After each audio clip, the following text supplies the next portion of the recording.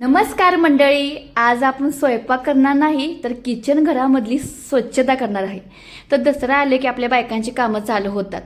तर काचा म्हणलं की आपण काय आणतो, कॉलिन. तर हेच कॉलिन आपण बाजारामध्ये महागड्या पद्धतीनं मिळतं, पण घरीच बनवणार आहोत फक्त आपण 1 रुपयामध्ये.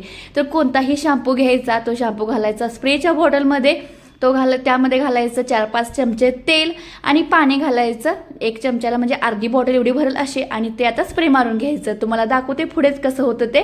तर काच किती घाण होती बघितलं तुम्ही, पहिल्यांदा दाखवला आहे. एकदम चिकट तेलकट असे डाग कितीही असू दे, थोडंसं जास्त स्प्रे जिथं जास्त तेलकट असेल ना तिथं 2 वेळा पुसून घ्यायचं.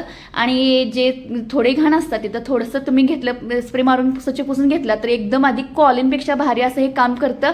1 रुपयात काय येतो, आपण इकडं तिकडं बाजारामध्ये गेलं कमीच करतो की एक भाजीच्या पिंडीसाठी, पण 1 रुपयाची ह्याच्या बॉटलमध्ये फ्रीज स्वच्छ होतो, घरातल्या सगळ्या काचा स्वच्छ होतात, बरण्या स्वच्छ होतात, ज्या काचाच्या बरण्या असतात त्या, तेलकट ज्या असतात ते सुद्धा सगळं काय असतं ते स्वच्छ होतं. बघा मी 2 वेळा स्प्रे मारल्या ना फ्रीजचं दारसुद्धा चिकट होतं ना, आपण हात लावून ते सुद्धा एकदम स्वच्छ झालं आहे.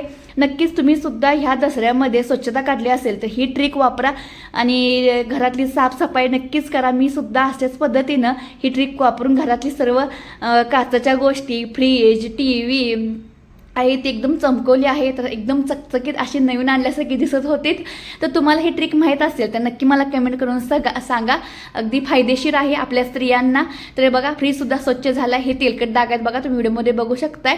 तर किचन म्हणलं की किचन जेवणाबरोबर मी जेवण रोज दाखवतेच, आणि किचनमधली स्वच्छता कशा पद्धतीने करायचं ते आजचा व्हिडिओ केला आहे हा. तर 1 पुडी शॅम्पू घ्यायची फक्त 1 रुपयाचीच, आणि घरामध्ये तेल असतंच की हो, तेल घालायचं 4-5 चमचे, 4-5 थेंब त्यामध्ये, आणि पाणी ॲड करून छान मिक्सम करायचं, शेकी करायचं, आणि लगेचच ही स्वच्छता करायला घ्यायची. पटपट होतं.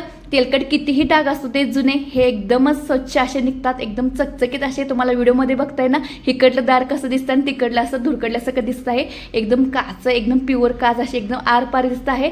तर ही नाही ट्रिक एकदम फायदेशीर आहे. तर घरातले जे कपाटाची काच आहे ना ती सुद्धा एकदम चकचकीत निघते बघा.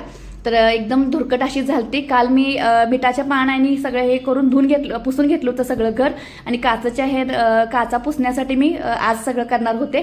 तर काचा पुसताना बघा एकदम स्वच्छ अशा चकचकीत काचा पुसायच्या, म्हणून ही ट्रिक वापरली. तर नक्की सांगा हा व्हिडिओ कसा वाटला, आणि तुम्ही सुद्धा अशा ट्रिक आवडत असतील तर माझ्या पेजला फॉलो करा, लाईक करा, सबस्क्राईब मात्र करायला अजिबात विसरू नका. तर एकदम चकचकीत असं झालंय बघा, इकडली काच आणि इकडली काच बघा.